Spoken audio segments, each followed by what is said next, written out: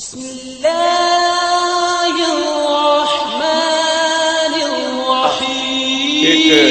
हमारे भी गुरु ग्रंथ साहब के अंदर गुरु नानक साहब ने पूरी दुनिया का चक्कर लगाया, जिसके अंदर मक्का मदीना भी शामिल है।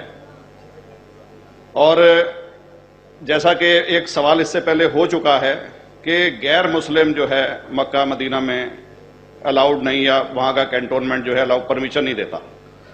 मगर ये तो तय है, आप मानते हैं, इस्लाम मानता है, हम मानते हैं, हमारे ग्रंथों के अंदर दर्ज है।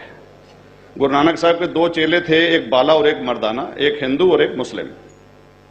मर्दाना की बहुत ख्वाहिश थी कि मुसलमान जब तक पूरा मुसलमान नहीं कहलाने का हकदार, जब तक कि वो काबा का दर्शन ना कराए, तो गुरु नानक साहब उसको लेके और काबा गए। हमारे ग्रंथ के अंदर जो दर्ज है कि जब वो वहां पहुंचे, उन दिनों बहुत लंबा ये किस्सा है, 1 साल लगता था, और वो रूट सारा उसका वर्णन है। और वहां जब मक्का जो मस्जिद के बाहर साथ ही एक दीवार थी, जहां पर के भारत के जो मुसलमान दर्शन करने जाते थे काबा के, वो उनको वहां ठहराया जाता था। वहां की देखभाल जो करता था वो मुल्ला जीवन करता था।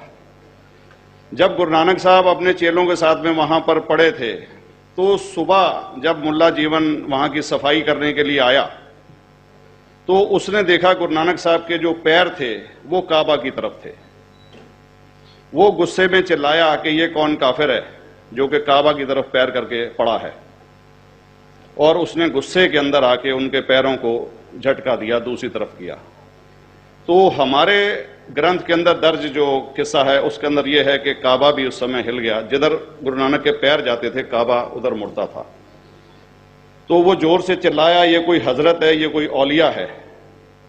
तो उस समय के जो काजी थे मक्का के, काजी रुकनुद्दीन साहब थे, और शाह शरफ, कई हस्तियों के नाम हैं उसमें।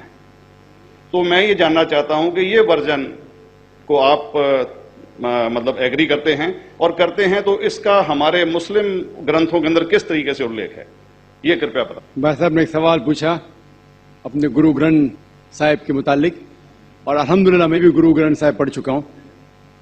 और जिस तरीके से, क्योंकि वक्त मुख्तसर सा होने की वजह से मुझे वक्त नहीं मिला कि गुरु ग्रंथ को भी कोट करूं।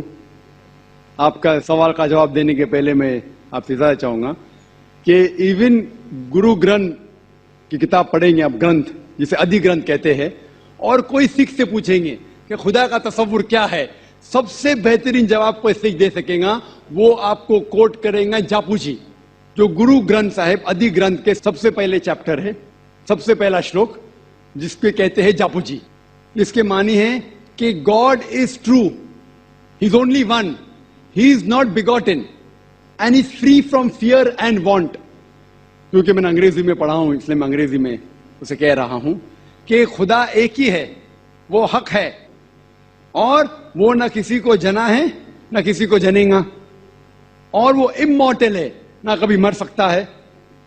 और इसको सिखिज्म में जो खुदा को कहते हैं Omkara, in manifest form he is Omkara, and unmanifest form he is एक ओमकारा।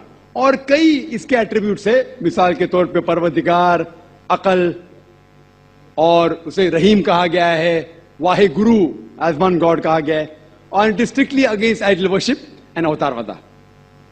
भाई साहब का सवाल था कि उन्होंने ग्रंथ में पढ़ा कि गुरु नानक साहब मक्का के, और उनका पैर काबा की तरफ था, और कोई मौलवी ने पैर को हिलाए और काबा हिल गया। क्योंकि ये age of science and technology है, अगर कोई चीज जो किताब हजारों साल पहले लिखी गई है, 10,000 साल या 4,000 साल, तो शायद उसके बारे में हिस्टोरिकल रिकॉर्ड मिलना मुश्किल है। हालांकि इवन जीसस क्राइस्ट के बारे में 2000 साल हिस्टोरिकल रिकॉर्ड है। क्योंकि सिखिज्म जो एकदम नया मजहब है, जितने मजाहिब के मुकाबले हिंदुस्तान में नया है, कुछ सैकड़ों साल पहले 15th सेंचुरी में, toward the end of the 15th century, Guru Nanak साहब जो पंजाब के थे, ये मजहब तो कायम हुआ। हार्डली 400-500 या 400-500 साल। और अगर ये मान लो, सपोज मिसाल के तौर पे मान लो, मैं क्यों कह रहा हूं कि मैं नहीं चाहता हूं किसी को बुरा लगे, मान लो ये सच है, मान लो अगर 400-500 साल पहले अगर ये होता था कि काबा इधर से उधर हिल जाता था, तो हिस्टोरिकल रिकॉर्ड में बिल्कुल लिखा होता था। और कई हिस्टोरिकल रिकॉर्ड में ये नहीं कि काबा हिला इधर उधर, कई हिस्टोरिकल रिकॉर्ड आप देखेंगे। हिस्ट्री इतनी अल्हम्दुलिल्लाह 800 900 साल पहले, 1000 साल पहले जो मुगल ने किए, बिल्कुल लिखा हुआ हिस्टोरिकल रिकॉर्ड में। तो ये कहना कि गुरु नानक साहब वहां गए और काबा हिल गया, ये बिल्कुल साइंस के खिलाफ है, क्योंकि साइंस में कोई भी रिकॉर्ड नहीं है, वहां के देश के रिकॉर्ड में कहीं भी नहीं कि काबा हिला। तो इसलिए हम कहते हैं कि हो सकता है ये गलती से किसने लिखा होगा, न कई किस्से कहानी।